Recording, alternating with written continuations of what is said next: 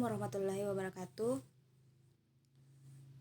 Saya Fitriani R dari kelas 2018A akan mereview jurnal pada pertemuan 8 ini dalam untuk memenuhi tugas Kapita Selekta, yaitu sistem pendukung keputusan untuk mendeteksi penyakit diabetes mellitus tipe 2 menggunakan metode learning vector quantization atau disingkat LVQ, yang dibuat oleh N. Alianti, R. Ratianingsi, dan J.W. Puspita dari Program Studi Matematika Fakultas MIPA Universitas Tadulako. Dalam jurnal ini terdapat 3 poin penting dalam latar belakang, yaitu diabetes mellitus tipe 2, dan merancang aplikasi yang mampu mendeteksi diabetes mellitus tipe 2. Nah, diabetes ini merupakan penyakit kronis yang terjadi ketika pankreas tidak menghasilkan insulin yang cukup, atau ketika tubuh tidak dapat secara efektif menggunakan insulin yang dihasilkan. Nah, hal inilah yang menyebabkan peningkatan konsentrasi glukosa dalam darah. Diabetes mellitus atau disingkat DM ini dibedakan menjadi 2 tipe, yaitu insulin dependent diabetes mellitus atau IDDM, dikenal sebagai diabetes mellitus tipe 1, dan non-insulin dependent diabetes mellitus NIDDM, dikenal sebagai diabetes mellitus tipe 2. Nah, penderita diabetes mellitus tipe 2 tipe 1 ini bergantung pada terapi insulin, sedangkan penderita diabetes mellitus tipe 2 itu tidak tergantung pada terapi insulin. Nah, jadi secara umum hampir 80% prevalensi diabetes mellitus adalah diabetes mellitus tipe 2.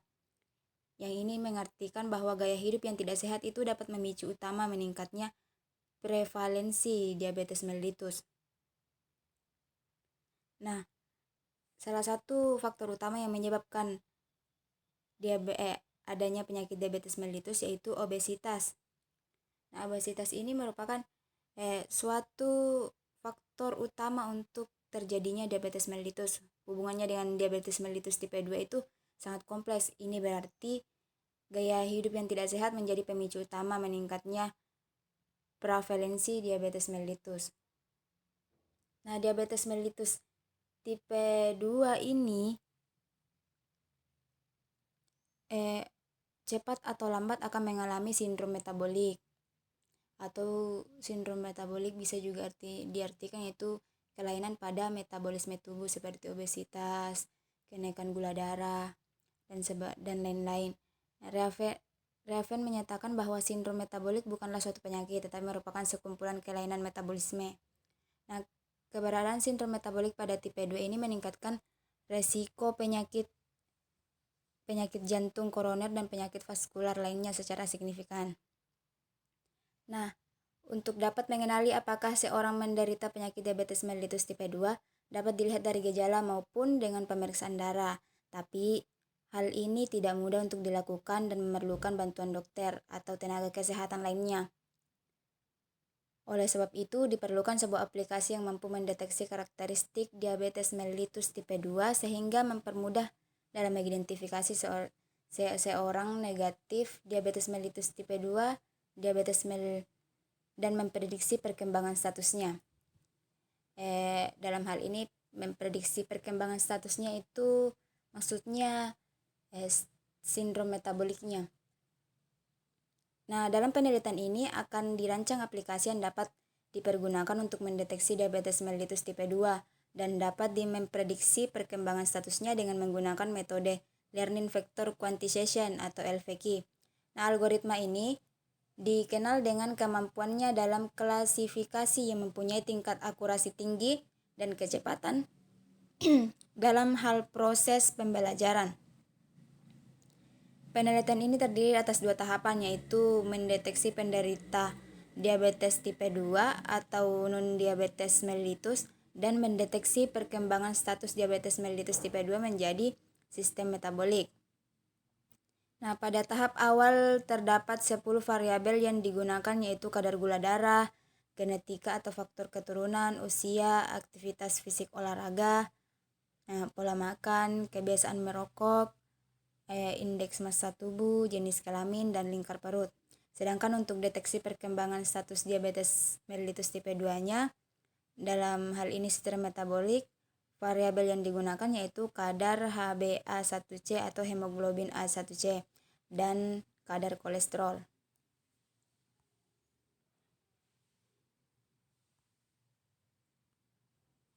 Kemudian rumusan masalah, tujuan penelitian dan manfaat penelitian. Rumusan masalah yaitu bagaimana cara mendeteksi penyakit diabetes mellitus atau non-diabetes mellitus tipe 2 menggunakan metode learning vector quantization. Kemudian bagaimana cara memprediksi prognosis diabetes mellitus tipe 2 menjadi sindrom metabolik atau non-sindrom metabolik. Kemudian tujuan penelitiannya itu mendeteksi diabetes mellitus dan dapat mendeskripsikan statusnya atau sistem metabolik dengan menggunakan metode learning vector quantization. Adapun manfaat penelitiannya yaitu menambah wawasan kita mengenai diabetes mellitus tipe 2, baik itu dari gejala, faktor, penyebab, dan kerugian-kerugian apa yang akan dialami ketika kita menderita diabetes mellitus tipe 2. Kemudian menambah pengetahuan kita mengenai metode learning vector quantization. Selanjutnya yaitu metode penelitiannya. Nah, pertama-tama yaitu adanya pengambilan data. Kemudian setelah melakukan pengambilan data dari beberapa orang yang diwanti-wanti mengidap penyakit yang memiliki gejala diabetes mellitus tipe 2, kemudian analisis data yang dimasukkan yaitu kita melakukan pengambilan data untuk mendeteksi diabetes mellitus dan dapat memprediksi perkembangan statusnya. Dilakukan yaitu dengan cara kita lakukan pengecekan kadar gula darah, genetik, usia, aktivitas fisik, pola makan, kebiasaan merokok, berat badan, jenis kelamin, dan lingkar perut. Selain itu kita gunakan juga hemoglobin A1c untuk mendeteksi perkembangan statusnya diabetes mellitus tipe 2 tersebut. Kemudian kita merancang metode LVQ-nya. Sebelumnya kita harus melakukan pelatihan jaringan LVQ dulu, kemudian melakukan pengujiannya. Di mana pelatihan jaringan LVQ itu pada awal proses pelatihan itu terlebih dahulu ditentukan parameter-parameter yang diperlukan dalam jaringan tersebut, seperti bobot awal atau target error, maksimum epoch, penurunan alpha, dan learning rate atau alpha. Dalam penelitian ini bobot awal ditentukan sendiri, sedangkan nilai target error yang digunakan adalah 0,0001 dan maksimum epoch sebesar 1000. Nah, beberapa variasi nilai alpha di mana alpha itu lebih besar dari 0 dan lebih kecil dari 1. Dan deka di mana deka itu lebih besar dari 0 dan lebih kecil dari 1 juga. Nah, digunakan dalam penelitian ini untuk mendapat akurasi yang terbaik. Jika syaratnya sudah terpenuhi, maka akan didapatkan bobot akhir pelatihan sebagai bobot terbaik. Nah, yang selanjutnya yang akan digunakan pada proses pengujian. Kemudian masuk ke pengujian jaringan LVQ. Nah, proses pengujian ini dilakukan dalam 2 tahapan, yaitu data yang akan diuji terlebih dahulu melewati proses deteksi tahap 1 dengan cara menginputkan nilai dari 10 variabel inputan di mana inputan XI di mana I itu 1 sampai dengan 10. Nah, apabila hasil pengujian masuk ke dalam kelas non-diabetes mellitus, maka proses pengujian akan dilanjutkan ke tahap 2. Maksudnya di sini dia menggunakan 2 tahap, yaitu apabila tahap awal masih belum bisa terdeteksi kalau dia mempunyai penyakit diabetes mellitus, akan dilanjutkan ke tahap 2 untuk memperjelas apakah betul si orang ini menderita penyakit diabetes mellitus atau tidak. Nah, akibat keterbatasan data pasien di mana sebanyak 60 data pasien hanya memiliki informasi data dan untuk 10 variabel inputan, sedangkan 60 data pasien tersebut hanya dapat digunakan pada proses deteksi tahap 1. Sebanyak 20 data pasien memiliki informasi data untuk 12 variabel inputan, sehingga pasien yang terdeteksi diabetes mellitus pada tahap 1 dapat melanjutkan proses pengujian tahap 2 untuk memprediksi perkembangan statusnya menjadi sindrom metabolik. Adapun hasil pengujian data sistem deteksi penyakit diabetes mellitus tipe 2 bagi 20 data, kemudian membuat alat bantu keputusan yang dirancang dengan menggunakan aplikasi GUI MATLAB R2010A untuk mendeteksi pasien yang menderita diabetes mellitus tipe 2 dan non-diabetes mellitus tipe 2. Kemudian dari situlah akan diperoleh hasil dan akan ditarik kesimpulan. Nah, adapun kesimpulannya itu proses klasifikasi terbagi atas 2 tahapan. Ya, proses klasifikasi terbagi atas 2 tahapan, yaitu tahap 1 untuk menentukan diabetes mellitus tipe 2 atau non-diabetes mellitus, dan tahap 2 untuk memprediksi prognosis diabetes mellitus tipe 2 menjadi sindrom metabolik atau non-sindrom metabolik. Dan dilakukan terhadap 200 data masing-masing dibagi menjadi 120 data pelatihan atau training dan 80 data pengujian atau testing. Nah, hasil deteksi terbaik pada tahap 1 yaitu sebesar 96,97%. Nah, ini diperoleh dengan menggunakan laju pelatihan atau alfa sebesar 0,7 dan laju penurunan deka sebesar 0,75. Sedangkan hasil deteksi terbaik pada tahap 2, rata-rata tingkat akurasinya itu sebesar 92,5% dengan menggunakan berbagai variasi laju pelatihan dan laju penurunan atau deka. Kelemahan dan kebaruan. Di mana kelemahannya ini yaitu kesalahan deteksi pada tahap 2 hanya terjadi pada data sindrom metabolik yang terdeteksi sebagai diabetes mellitus. Nah, maksudnya kesalahan deteksi ini itu seperti yang kita ketahui bahwa sindrom metabolik itu kelainan yang terjadi secara bersamaan dalam tubuh seperti kadar gula tinggi, penumpukan lemak di perut atau obesitas, darah tinggi, dan lain-lain sebagainya. Nah, pada tahap 2 ini terjadi kesalahan pada saat pendeteksian kelainan tersebut. Kemudian kebaruan. Nah, kebaruan pada jurnal ini sampai saat ini saya belum menemukan adanya pengembangan dari jurnal ini.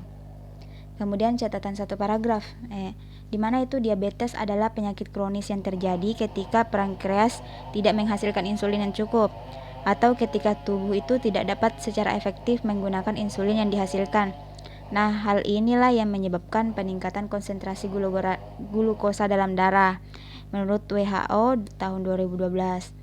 Nah, diabetes mellitus ini dibedakan menjadi 2 tipe, yaitu insulin dependent diabetes mellitus atau dikenal sebagai diabetes mellitus tipe 1 dan non-insulin dependent diabetes mellitus atau dikenal sebagai diabetes mellitus tipe 2.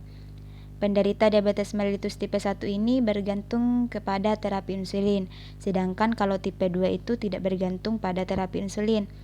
Secara umum itu hampir 80% prevalensi diabetes mellitus adalah diabetes mellitus tipe 2. Ini berarti gaya hidup yang tidak sehat menjadi pemicu utama meningkatnya prevalensi diabetes mellitus. Nah, kemudian tinjauan pustaka.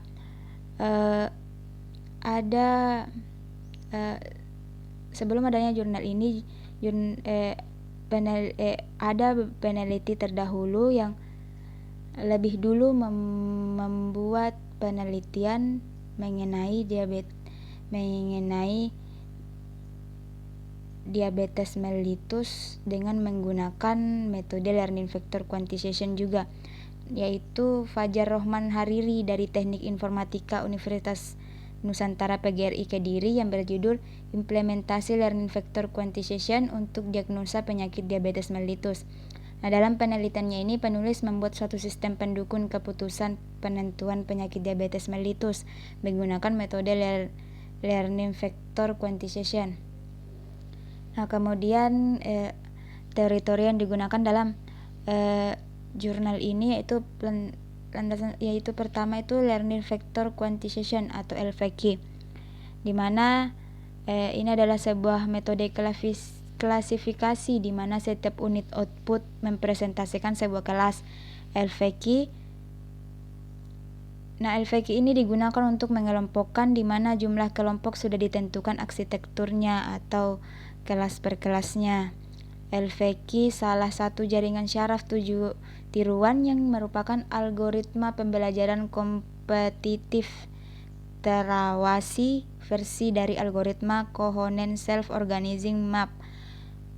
Tujuan dari algoritma ini adalah untuk mendekati distribusi kelas vektor untuk meminimalkan kesalahan dalam pengklasifikasian.